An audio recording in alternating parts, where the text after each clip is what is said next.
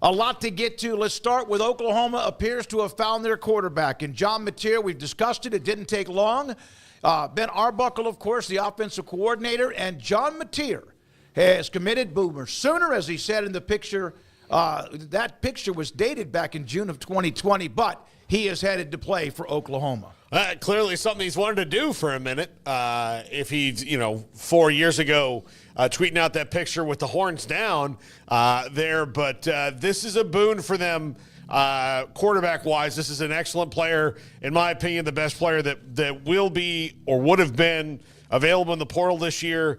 He really had a fantastic year. Craig followed him really closely all year because, again, he's a Texan. And now, Craig, as an Oklahoma fan, you get to reap all the benefits of this.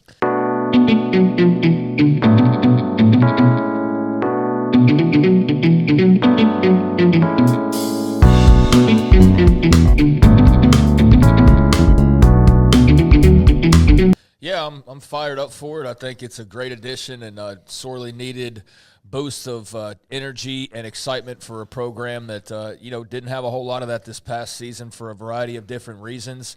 And a lot of that was at the quarterback position. A lot of that was on offense in general. They've made some changes, obviously Ben Arbuckle being one of the first big moves, and now going and getting his old quarterback to join the fray, who was one of the better, more exciting players to watch in America this past season from the very beginning as Texas Tech, when he first kind of burst on the scene for probably a lot of people around this area, to throughout the rest of the season as he just kept piling up good numbers. And I know as a team they didn't end where they wanted to, but Mateer was a real joy to watch and was super productive. I think he gives Oklahoma a real crown jewel in this transfer class and a real guy to really circle the wagons for and get excited about in terms of what they can do next year now. No more questions about Jackson Arnold, and no more wondering about Hawkins and kind of how that situation, like he's the guy. He's the QB1. He's the dude you're going to build around next year. So get started and go get some playmakers for him and some guys that can block for him and let the fun begin. But, it's a big splash, and they needed to make one, so I was glad to see that. He combined for almost exactly 4,000 yards of offense, 31-plus passing, 827 yards rushing, a dual threat. At Washington State, they've now lost Dickert, they've lost Arbuckle, they've now lost Mateer, and who knows how all that ends up. But Oklahoma gets John Mateer, the quarterback. Great news today for Arizona. I kind of wondered about them. There was so much last year to whether Noah Fifita is coming back, their quarterback.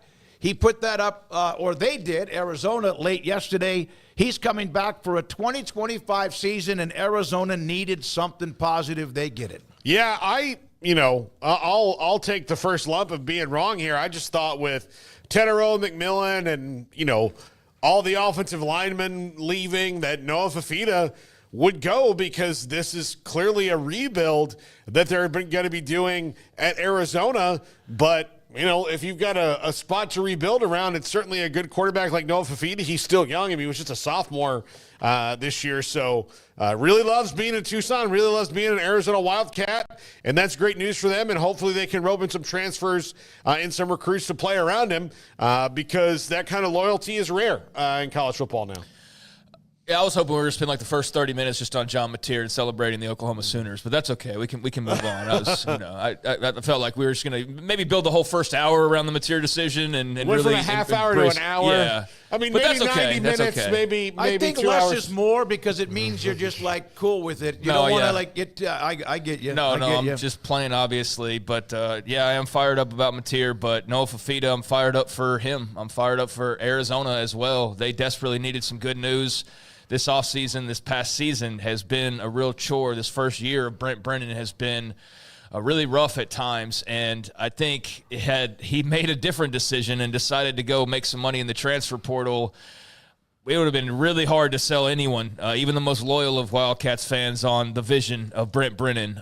You knew McMillan was out because of the NFL draft, but the real crown jewel, and I mentioned that with John Mateer kind of being the crown jewel of the portal class for Oklahoma, which he will be. But the crown jewel of this offseason for Arizona and Brent Brennan is getting Noah Fifita to stay and come back for another year. And if you know the history of Noah Fifita And not just Tetero McMillan, but the other high school teammates that all decided to go to Arizona together, that all could have gone different places and almost did, including Tetero McMillan to Oregon.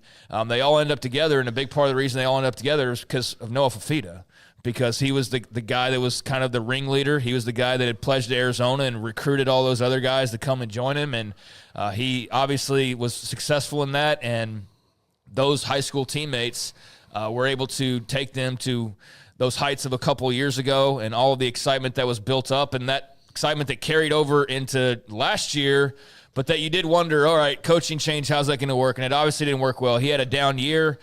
He and McMillan had their moments like once a game or twice a game, but then even by the end, that wasn't even happening with regularity. So this is a great first step into just kind of getting some excitement built back up for next year, but there's a lot of work to do for Arizona. But I would much rather do that work with Noah Fifita back at quarterback than with some other guy. But I think he probably knows it too, needs to play a lot better than he did this year. It was a disappointment all the way around.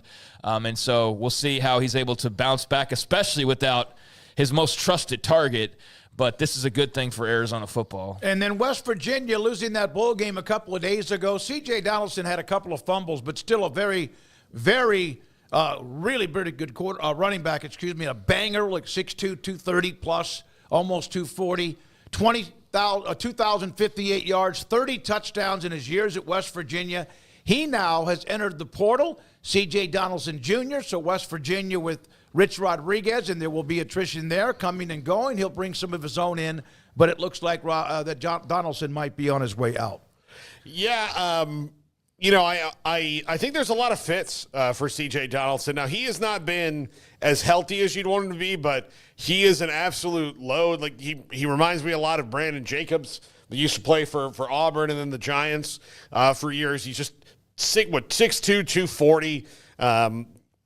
Runs really well. You do not want to get in front of him. There's a ton of good fits for him out there. I hope he finds a place that he feels comfortable. I don't I know that the Rich Rodriguez likes to run the ball, but I don't think when you think about the running backs he had the last time he was at West Virginia, I mean, you could put two Steve Slaytons in a CJ Donaldson. He kind of likes the faster, smaller guys for the most part. So, and look, CJ Donaldson didn't sign up to play for Rich Rodriguez, so I get it. He's moving on, played that last game the other night. Curious to see where he winds up because I think he could really help a team. Yeah, I think he's an interesting and intriguing prospect. It's weird. I was watching him the other night, and I was sitting there wondering, is he even going to be on this team next year? Because he's running the football while Rich Rod's doing his in-game interview, and I think the announcers did a good job of not trying to pry too much and ask him specific questions about specific guys. They kept it kind of general, and that way he didn't cross any lines talking about guys or even getting hopes up, and I was really listening intently to hear him say, there's C.J. Donaldson, we'd love to have him back next year or something along those lines. He didn't tip his hand in any way or tip his cap in any way. Yeah, tip his hand in any way. And that was including, while there had been a couple of those fumbles that you mentioned, I was just sitting there watching that game wondering, man, this is not the best showing in front of Rich Rod, but I also wondered if Rich Rod already kind of knows whether he wants this guy back or not. And the same goes for, the rest of the players that are eligible to come back. But we've got our answer. And I don't know whose decision it was more so than the other or if it was mutual, but I can see a new coat of paint being good for C.J. Donaldson. And obviously Rich Rod wants to have his setup exactly how he wants it. And if C.J. Donaldson doesn't fit that the way he likes, then you go and find other guys. So I don't know how exactly that worked out, but I do think that's a talented player that's now in the portal. He had some really good moments at West Virginia. I don't think he quite reached the level of excellence that you hoped and felt like he could eventually reach, but maybe he can do that somewhere else. All right, so there's another one. And then this one here confuses me. Maalik Murphy, who was at Texas, went to Duke, had a nice year at Duke. I thought he was going to Kentucky. I thought he ends up at Oregon State. And was it you, Paul, in the text that you're like, is this a step backwards for him? Oregon State's got a football program and obviously a conference that we don't know too much about, although the future of it. This one ended up weird for me. Yeah, it is weird. Zach Calzada is actually going to Kentucky. Oh, okay. The former A&M and went to Incarnate Word? In Auburn, yeah. So Zach Calzada is going to Kentucky. Maalik Murphy, And look, I'm not trying to knock Oregon State, but I mean, the dude was 9-3 in the ACC last year. And that's in a power conference. You know, as the starting quarterback, I don't think that that's all that bad. And I hope he got his bag from Oregon State. I'm just confused. I don't know if it's a step back, a lateral step. It doesn't feel that way to me, but who knows? I mean, you know, the rules are different now. Things are, you know, it's all in the eye of the beholder. So I don't know. Yeah, it's just a puzzling decision. Given their conference affiliation, you just would assume that you'd probably look at the ACC and who you're going to be matching up against and feel like that's a better league to be in. But that's not a knock on the Pac. It's just I don't feel like you upgraded.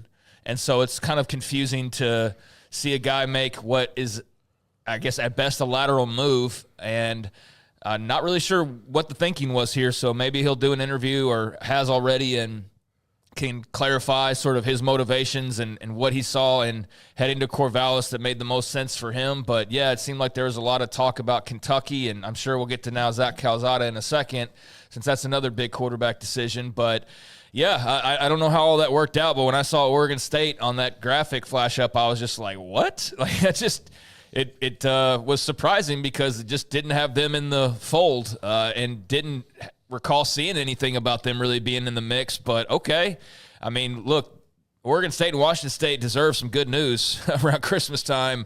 And that's, you know, a good piece of news. That's a really nice quarterback get for them. He had a pretty productive year there at Duke, and obviously the guy's been someone who's been talked about for years now in terms of his talent, going back to his recruitment and eventually signing with Texas and from then on. So, yeah, they got a really good player. It's just a bit surprising that he landed there when it just he broke the school record for touchdown passes. Yeah, in the season it just kind of makes you scratch your head a little bit. I don't know. So maybe there's just a connection that I'm missing out on, and if so, I'll be glad to be filled in on that. But yeah, I was not expecting him to end up at Oregon State when all was said and done after entering the portal. Yeah, he might have gone in the portal, thought there were options available. Maybe for whatever reason it didn't work out. But I wish him well. I like the way he handled what was it last year when he was with 23 with Texas. And then moved on to Kentucky and had a nice year, as you said. Let's get to, we don't have the Calzada tweet, but the University of Incarnate Word, they just lost in the playoffs to South Dakota State, transfers to Kentucky.